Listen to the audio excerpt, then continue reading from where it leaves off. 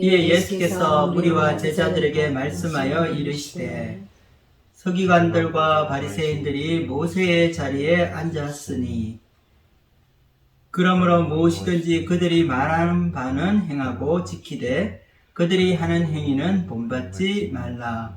그들은 말만 하고 행하지 아니하며 또 무거운 짐을 묶어 사람의 어깨에 지우되 자기는 이것을 한 손가락으로도 움직이려 하지 아니하며 그들의 모든 행위를 사람에게 보이고자 하나니 곧 그 견문띠를 넓게 하여 옷수를 길게 하고 잔치의 윗자리와 회당의 높은 자리와 시장에서 문안 받는 것과 사람에게 랍비라 칭함을 받는 것을 좋아하느니라. 그러나 너희는 랍비라 칭함을 받지 말라. 너희 선생은 하나요 너희는 다 형제니라. 땅에 있는 자를 아버지라 하지 말라. 너희 아버지는 한 분이시니 곧 하늘에 계신 이시니라. 또한 지도자라 칭함을 받지 말라. 너희의 지도자는 한 분이시니 곧 그리스도시니라. 너희 중에 큰 자는 너희를 섬기는 자가 되어야 하리라. 누구든지 자기를 높이는 자는 낮아지고 누구든지 자기를 낮추는 자는 높아지리라. 아멘.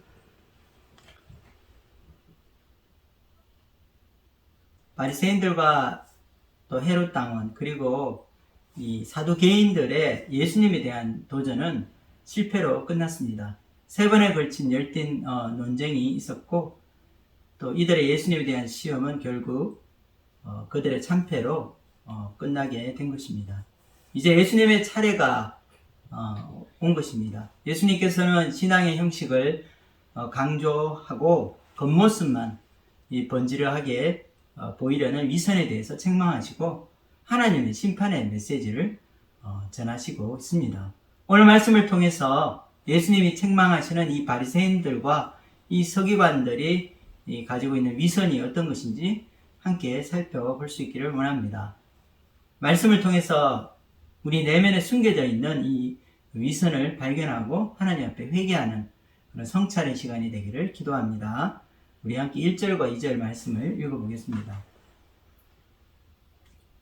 이에 예수께서 무리와 제자들에게 말씀하여 이르시되 서기관들과 바리새인들이 모세의 자리에 앉았으니 서기관들과 이 바리새인들이 이 모세의 자리에 앉았다는 것입니다. 이 모세의 자리라는 것은 바로 하나님의 권위를 대신하는 자리라고 할 수 있습니다.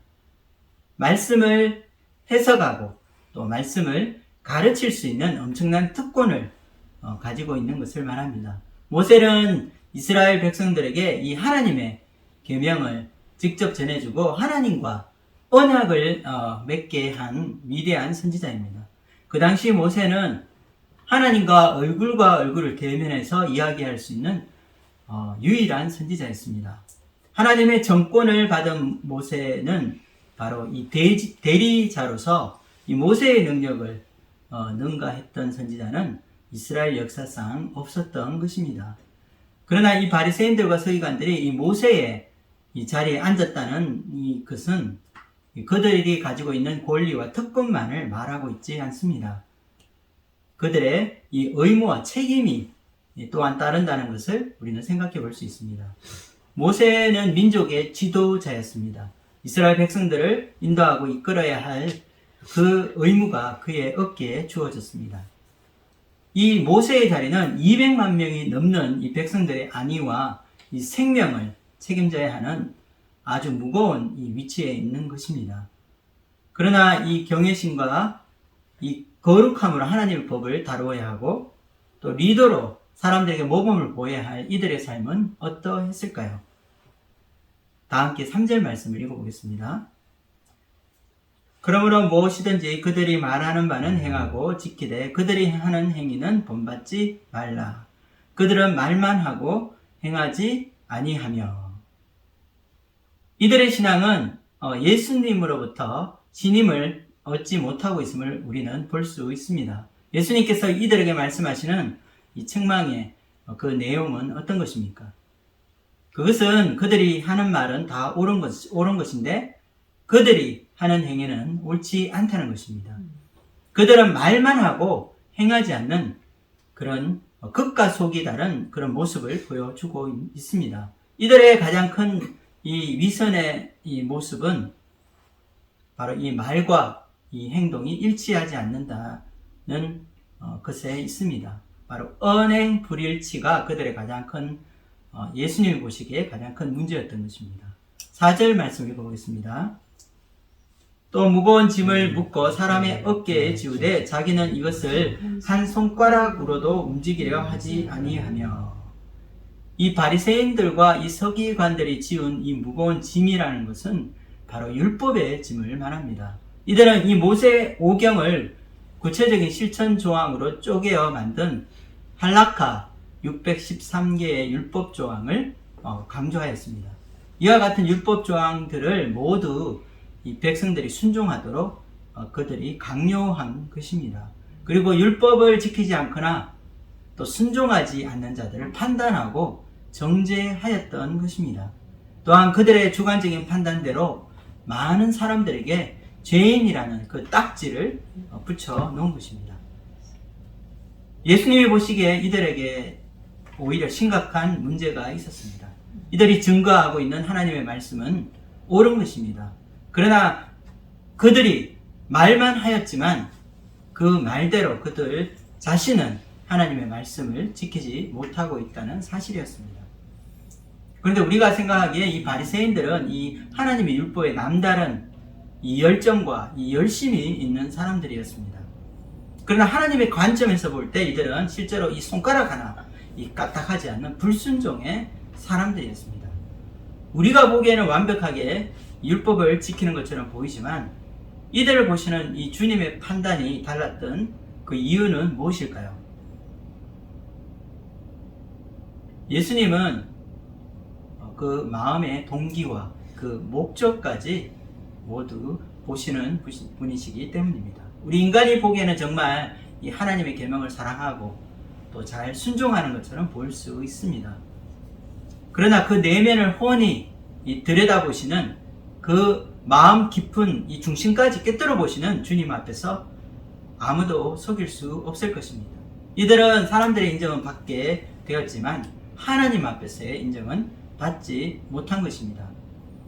또한 우리는 이 한 손가락도 움직이려 하지 않았다는 이 말을 이들이 이 영적인 이 리더로서 자기 백성들의 이 고통에 동참하고 그들을 돕는 일에 힘쓰지 않았다는 말로 해석할 수 있습니다. 유젠 피터슨이 쓴 메시아라는 성경이 있습니다.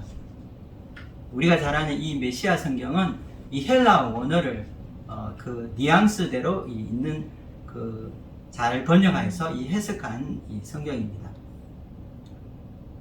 이 메시아 이 성경에 나오는 23장 4절 말씀을 우리 함께 읽어볼까요? 그들은 하나님의 율법을 하나님의 잔치상에서 먹고 마시는 양식과 음료로 제시하지 않고 규칙 다발로 묶고서는 마치 말이나 소에게 하듯 너희에게 잔뜩 짐을 지운다. 그들은 너희가 그 짐을 지고 비틀거리는 모습을 보면서 즐거워하는 것 같고 손가락 하나라도 까딱하여 도와줄 생각은 하지 않는다. 바리새인들과 이 서기관들은 까다로운 율법을 정해놓고 일반 백성들이 따라오기를 원했습니다. 하지만 이 그들의 어려움과 이 삶의 고충에는 아무런 관심이 없었다는 말입니다. 율법에 대한 이 열정이 부족한 일반 평민들에게 다가가서 그들의 마음을 헤아려주고 또 그들의 고초를 들으려는 그런 노력을 전혀 하지 않은 것입니다. 이들은 정확하게 말하면 이 모세의 율법을 제대로 이해하지 못한 것입니다. 하나님의 마음을 알지 못한 것입니다. 연약한 백성들을 사랑으로 섬기고 그들을 목자와 같이 인도하기를 원하시는 것이 바로 하나님의 마음이며 또 하나님이 이 영적인 지도자들에게 원하는 이 하나님의 말씀입니다.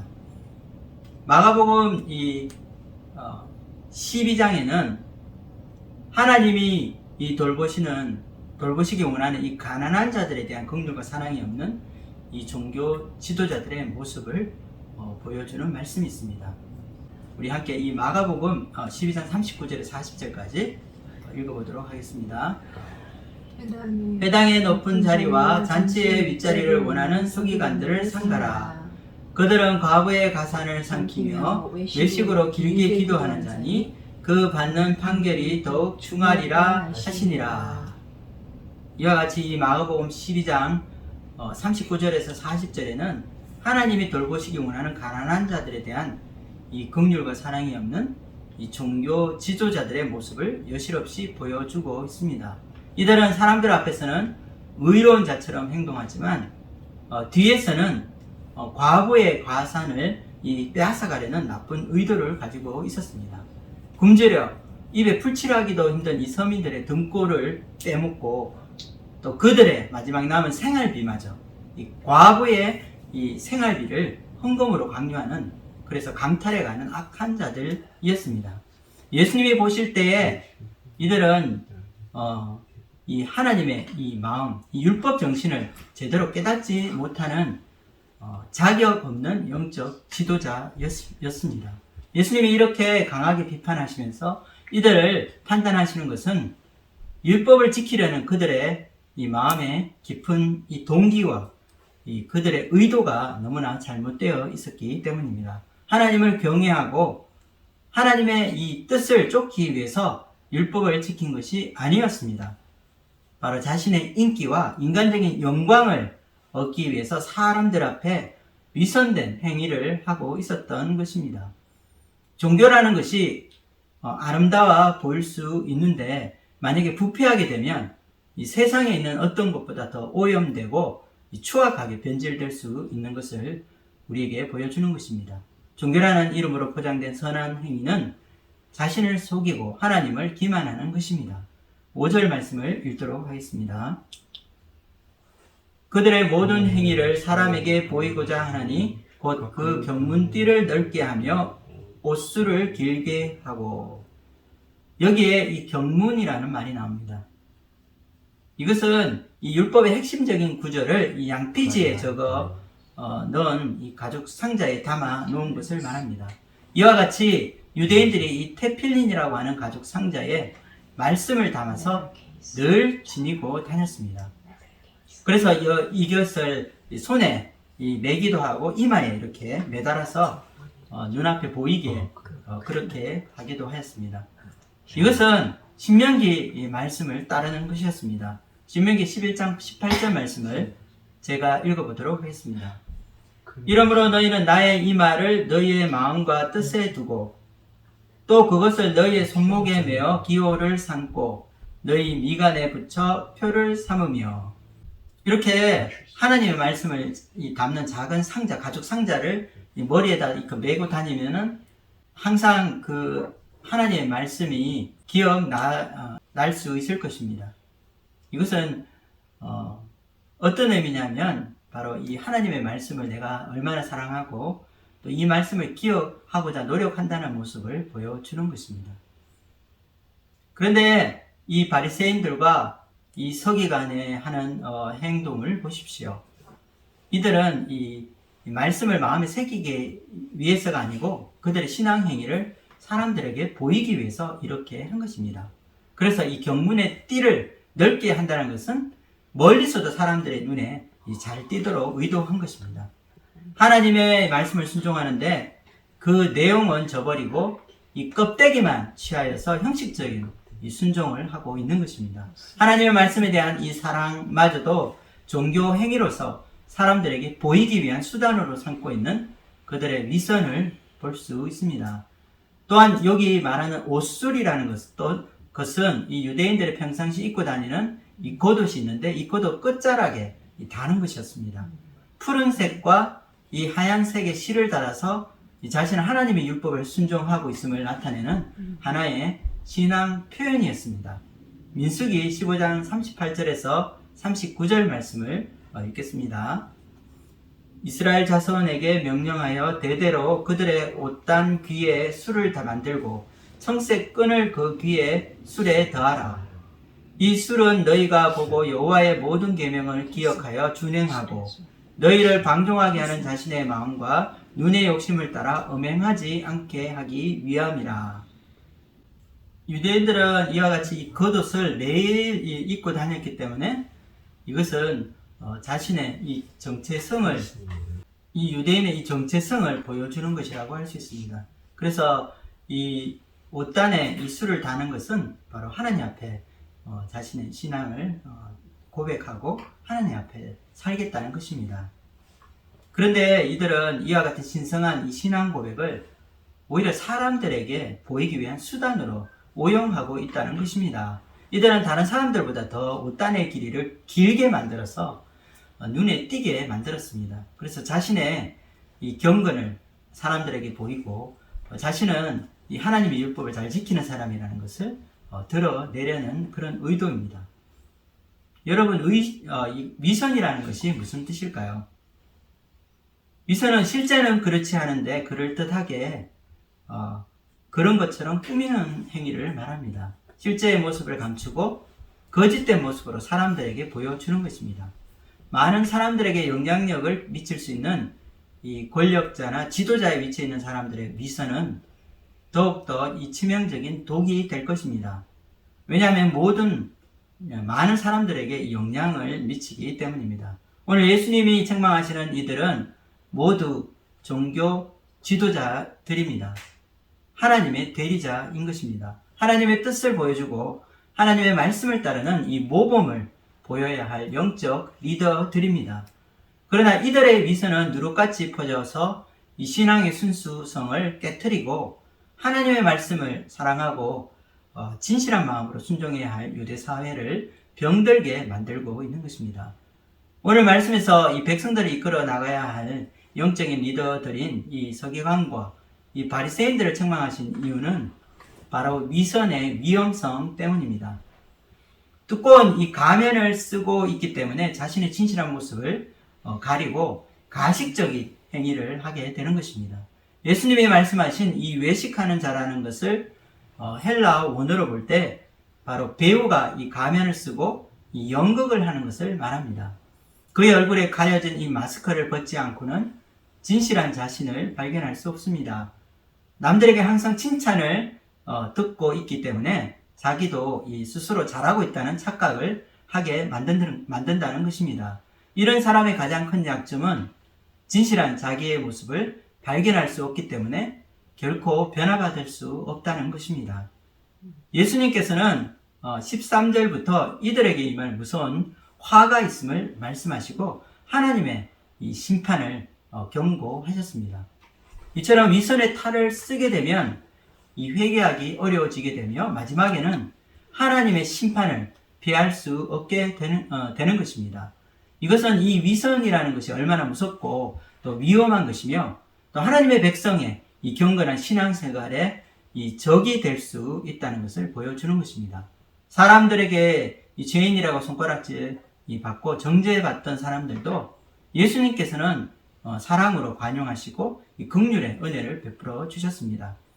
하지만 위선된 이 바리새인들은 결코 용납하지 않으셨습니다. 예수님의 입에서 이 독사의 자식이라는 말까지 나와서 책망하신 이유도 바로 여기에 있는 것입니다.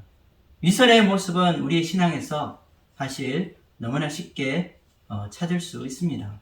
경건한 신앙의 모습은 얼마든지 사람들에게 보이기 위한 위선의 가면으로 나타날 수 있기 때문입니다.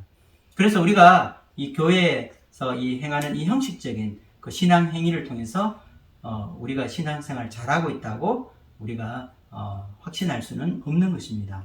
오늘 말씀은 이 복음 역사에 부름받게 된 모든 이 사역자들, 목회자들에게도 하나의 경고의 말씀이 될 것이라고 생각해 볼 수 있습니다. 목회자나 이 사역자들은 사람들 앞에 세워지고 때로는 이 존경과 사랑을 받는 위치에 있기 쉽기 때문입니다. 또한 모세의 자리에 앉아서 사람들을 판단할 수도 있는 것입니다. 그러므로 더욱더 겸손하게 자신을 낮추며 상가해야 할 것입니다. 헛된 명예심이나 인정용으로 사람들의 영광을 받고자 위선된 신앙생활을 할 수 있기 때문입니다. 우리가 잘 아는 이 에이든 토저의 책에 보면 우리의 신앙생활이 얼마나 위선되고 가식될 수 있는지 보여주고 있습니다. 하나님을 위해서 우리가 신앙생활을 하는 것이 아니고 나를 위해서 또 하나님을 이용하기 쉬운 우리들의 모습을 보여주고 있습니다. 제가 한번 읽어보도록 하겠습니다. 많은 사람들이 하나님을 이용하느라고 바쁘다. 일자리를 얻기 위해 그분을 이용한다. 안전을 보장받기 위해 그분을 이용한다. 마음의 평안을 유지하기 위해서 그분을 이용한다. 사업에 성공하기 위해 그분을 이용한다. 결국에는 천국에 가기 위해 그분을 이용한다. 거룩해야 할 우리의 신앙생활이 얼마나 위선으로 병들 수 있는지 우리는 볼 수 있습니다. 여러분의 신앙생활은 어떻습니까? 실제로 하나님을 위해 하고 있다는 이 신앙생활이 사실은 이 자기를 위한 신앙생활이 되고 있지는 않은지요. 하나님께 대한 이 열심과 이 열정이 결국 내가 영광받고 사람들의 인정을 받기 위해서 하는 위선된 신앙생활이 되기 쉬운 우리들입니다. 한 주간도 오늘 주신 말씀을 붙들고 우리가 묵상하며 이 거짓과 위선에 오염되기 쉬운 우리의 신앙생활의 경각심을 가지고 하나님 앞에서 신앙생활하는 그래서 그걸 이루고자 투쟁하는 한 주가 되었으면 좋겠습니다. 우리의 신앙생활이 하나님을 이용하는 것이 아니라 하나님 앞에 우리의 삶을 내려놓고 주님을 위해 쓰임받고 우리가 사용되는 저와 여러분이 되기를 주님의 이름으로 축원드립니다. 우리가 아는 이 유대 사회는 과거 우리나라 이 조선시대 이 유교 사회와 같이 사람들의 명예를 중요하게 생각하는 사회였습니다. 특별히 마을에서 이 열리게 되는 행사나 이 잔치 자리에 대중에게 자신을 알리고 존경받고 있음을 확인할 수 있는 이 장소로 사용되는 경우가 많았습니다. 상석이라는 이 높은 자리는 이 보통 권세 있는 사람들 그리고 랍비나 장로들과 같이 경륜이 높은 지혜자가 앉는 자리였습니다. 유대 사회에서는 이 잔치의 윗자리나 이 회당의 높은 자리가 따로 마련되어 있었는데 이처럼 공적인 장소의 특별한 좌석은 그 사람에 대한 존경과 사랑의 표시를 보여주는 것이라고 합니다. 6절 말씀을 읽어보겠습니다. 잔치의 윗자리와 회당의 높은 자리와 7절 말씀도 읽겠습니다. 시장에서 문안 받는 것과 사람에게 랍비라 칭함을 받는 것을 좋아하느니라. 바리새인과 이 서기관들은 사람들의 칭찬과 이 부러워하는 시선을 즐기며 이것들을 좋아하는 자들이었습니다. 잔치 자리에 이 윗자리를 탐하고 경건한 회당에서 높은 자리를 구하는 이 사람들이었다고 말씀하고 있습니다. 이들은 이 사람들의 인정에 목말라하고 이 사람들의 사랑과 인기를 구걸하고 있었던 것입니다. 입고 다니는 옷 그리고 몸에 이 걸치는 이 성경 말씀을 위한 이 소품뿐만 아니라 하나님 앞에 드려지는 예배마저도 자신을 드러내고자 하는 하나의 도구로 생각하고 있었던 것입니다. 그들의 경건은 모두 거짓이었으며 그들의 신앙은 껍데기만 남은 헛된 것들임을 보여주고 있습니다. 예수님은 사람들의 칭찬을 좋아하고 그것으로 만족을 얻으려 하는 그들의 욕망과 교만을 보고 계신 것입니다. 8절 말씀을 읽어보겠습니다. 그러나 너희는 랍비라 칭함을 받지 말라. 너희 선생은 하나요 너희는 다 형제니라. 예수님의 말씀에서 랍비와 선생 그리고 아버지와 지도자가 나옵니다. 먼저 이 유대 사회에서 이 랍비라는 이 존칭은 그야말로 이 최고의 존경을 그 안에 담고 있었습니다. 그래서 만약에 이 랍비와 아버지가 물에 빠져 있다면 누구를 구하느냐 하는 그런 질문들을 했는데 정답은 육신의 아버지보다 스승을 먼저 구해야 한다는 랍비들의 대답이 있었습니다. 이와 같이 이 랍비의 이름은 백성들의 존경과 인기를 한 몸에 받는 명칭이었습니다. 그러나 예수님께서는 이 랍비라는 이런 이 존경의 이 명칭을 칭함을 받지 말라고 말씀하십니다. 왜냐하면 예수님이 보시기에 우리는 모두 한 형제라는 말씀입니다. 우리 모두가 하나님 아버지 앞에서 공평하며 누가 더 높거나 낮은 계급이 존재하지 않음을 말하고 있습니다. 또한 하나님 아버지를 모시는 형제로서 이 하나님 나라의 한 가족인 것을 가르쳐 주고 있는 것입니다. 예수님은 사람들이 흠모하는 이 네 가지 존칭들은 모두 하나님께 속해 있음을 말씀하고 있습니다. 9절에서 10절을 읽겠습니다. 땅에 있는 자를 아버지라 하지 말라. 너희 아버지는 한 분이시니 곧 하늘에 계신 이시니라. 또한 지도자라 칭함을 받지 말라. 너희의 지도자는 한 분이시니 곧 그리스도시니라. 여기서 이 말하는 아버지는 우리가 참 오해하기 쉬운데 이 혈육의 아버지를 말하는 것이 아닙니다. 즉 자신의 육신의 아버지를 아버지라고 부르지 말라는 의미가 아니라는 것입니다. 구약 성경에서는 종종 이 사회적으로 뛰어난 지위에 있거나 또는 자기보다 나이 많은 연장자를 위한 애정과 존중의 표시로 아버지라고 부르는 경우가 있다고 합니다. 신약에서도 이 사도 바울이 영적으로 나온 이 디모데를 자신의 아들이라고 하여서 영적인 인도자들에 대한 이 신앙적인 조언과 아버지의 역할을 강조하기도 하였습니다. 또한 여기서 이 지도자라고 하는 것도 영적인 멘토나 스승을 의미합니다.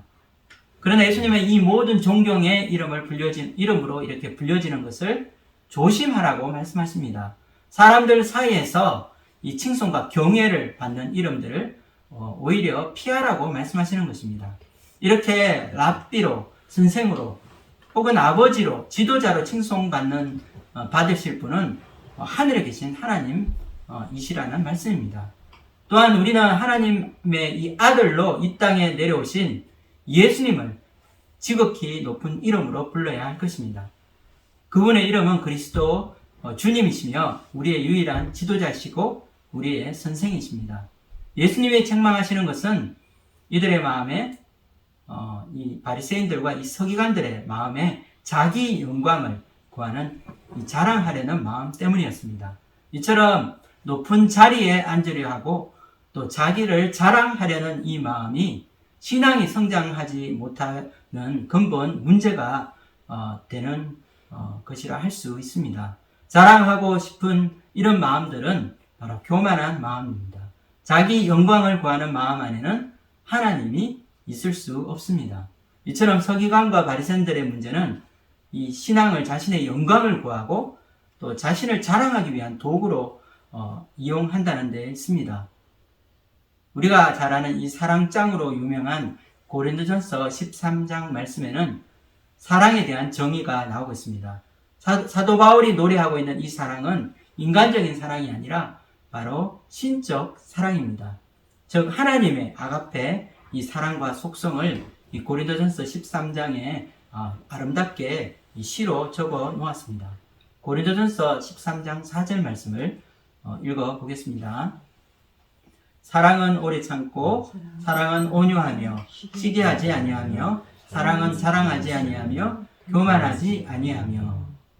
이와 같이 하나님의 이 순수하고 또 이 헌신적이고 또 이타적이고 희생적인 이 아가페 사랑의 특징은 바로 자랑하지 않는다는 것입니다. 이처럼 가장 거룩해야 할 신앙이 자신의 자랑을 위한 도구로 이용된다는 것은 그 마음에 하나님의 사랑이 없다는 말이 될 것입니다. 거룩한 아가페 사랑 안에는 자랑하는 마음이 없어야 하기 때문입니다. 서기관과 이 바리새인들은 하나님 주신 이 말씀을 가르치고 전하면서 하나님의 백성들로부터 이 칭송과 존귀를 받았지만 그들의 신앙 안에는 하나님의 사랑도 또 하나님도 없었다는 것입니다. 그들이 열심히 이 토라를 연구하고 사람들에게 가르치는 것은 하나님을 사랑해서가 아니었습니다. 그들이 613개나 되는 이 할라카의 이 엄청난 규정들을 철저히 지키는 것도 하나님의 영광을 드러내기 위해서가 아니라는 말씀입니다. 자기 영광을 위해서였습니다. 사람들의 인기를 얻기 위해 신앙생활을 하였던 것입니다. 가장 거룩해야 할 이 종교 지도자들 마음속에 하나님이 없고 하나님의 사랑이 없다는 것은 아이러니가 아닐 수 없습니다. 하나님과 가장 가까워야 할 하나님의 종이 하나님과 가장 멀리 떨어져 있는 사람이라는 것이 우리에게는 놀랍고 충격적입니다. 신앙인의 마음에 자리 잡고 우리 마음을 이렇게 유혹하기 쉬운 것은 바로 우리를 자랑하려는 마음입니다. 무엇보다 이 교회 리더로 사람들의 칭송을 받게 되거나 또한 교회 사역이 크게 부흥하였을 때 우리 마음의 자신을 자랑하고 과시하려는 그런 교만이 싹 들 수 있습니다. 아무리 작은 권력이라도 이것에 맛을 들이게 되면 중독이 될 수 있습니다. 나중에는 하나님의 영광을 가로채는 상상할 수 없는 범죄를 저지를 수 있는 것이 바로 인간의 연약함이라 할 수 있습니다. 거기에는 누구도 예외는 없을 것입니다. 그러므로 우리는 더욱더 깨어 있어서 겸손한 자리로 가기 위한 노력을 해야 할 것입니다. 낮아진 이 마음, 이 겸허한 마음에 하나님의 은혜의 강물이 흐르게 될 것입니다. 왜냐하면 강물은 이 낮은 데로 흐르기 때문입니다. 예수님은 마지막으로 오늘 말씀의 결론을 말씀하십니다. 11절과 12절 결론 말씀을 읽겠습니다. 너희 중에 큰 자는 너희를 섬기는 자가 되어야 하리라. 누구든지 자기를 높이는 자는 낮아지고 누구든지 자기를 낮추는 자는 높아지리라. 오늘 말씀에서 이 마태가 중요시하는 이 영적인 공동체는 자기를 낮추는 겸손함과 또 하나님 앞에 진실함으로 섬기는 이 교회가 되는 것입니다. 세상의 원칙으로는 큰 자가 이 권세 있는 자고 또 사람들을 위해서 이 군림하는 자이겠지만 영적인 원리에서는 큰 자는 섬기는 자가 되어야 하는 것입니다. 자기를 자랑하고 이 높은 자리에 앉은 자가 큰 자가 아니라 하나님 보시기에 큰 자는 자신을 낮추고 그 낮은 자리에서 섬기는 자가 가장 큰 자가 될 것입니다. 오늘 말씀을 정리하겠습니다. 오늘 말씀에서는 율법을 해석할 수 있는 이 권세가 이 자기들에게만 있다고 자부하는 이 서기관들과 바리새인들에 대한 예수님의 이 최종적인 판단이 나옵니다. 이들은 모세의 자리에 앉았다고 할 정도로 절대적인 이 권위와 전문성을 인정받은 사람들입니다. 많은 사람들이 바리새인과 이 서기관이 하는 말이라면 모두 이 아멘으로 받아들였고 누구도 감히 토를 달지 못했습니다. 그들이 모세 오경, 즉 토라 해석의 권위자였기 때문입니다. 또한 그 누구도 추종할 수 없는 하나님의 율법에 대한 열정과 사랑을 가지고 있었기 때문에 이들은 백성들의 많은 존경과 사랑을 받고 있었습니다. 그러나 오늘 말씀에서 예수님께서는 이들의 이 허상을 드러내셨습니다. 하나님 앞에 발가벗겨져 부끄러운 모습들이 낱낱이 드러나는 수치를 당하게 된 것입니다. 그들의 경건은 눈속임이었고 그들의 신앙은 자기 명예를 위한 종교적인 열심에 불과하였습니다. 그들의 화려한 경력과 하나님 앞에서 드려졌던 신앙생활의 거룩한 모습은 사람들 앞에서 보이기 위한 퍼포먼스에 불과했던 것입니다. 오늘 말씀을 통해 우리는 신앙생활에서 이 위선이라는 것이 얼마나 위험한 것인지 배우게 되었습니다. 사람들의 인정에 목말라하고 사람들 앞에서 신앙생활을 할 때 우리는 위선이라는 이 신앙의 함정에 빠지게 될 것입니다. 우리 모두는 이 모세의 자리에 앉을 수 있는 가능성이 있습니다. 즉 우리의 주관적인 판단으로 사람들을 이 평가하고 사람들을 정죄하는 것입니다. 또한 자기를 이 자랑하고 높이는 그런 이 위치에 우리는 올라가기 쉽습니다. 그러나 오늘 말씀의 결론에서 큰 자는 하나님 보시기에 큰 자는 이 자기를 높이고 또 세상을 군림하는 자가 아니라 가장 낮은 자리에서 이 겸손히 섬기는 자인 것을 우리가 기억해야 할 것입니다. 한 주간도 우리가 하나님 앞에서 두렵고 떨림으로 신앙생활을 할 수 있기를 기도합니다. 늘 자신을 성찰하고 회개함으로 위선된 마음을 벗어버리고 자기 자랑이 아니라 낮아서 섬기며 하나님의 영광을 위해 살아가는 저와 여러분이 되기를 주님의 이름으로 축원드립니다. 기도하고 마치겠습니다.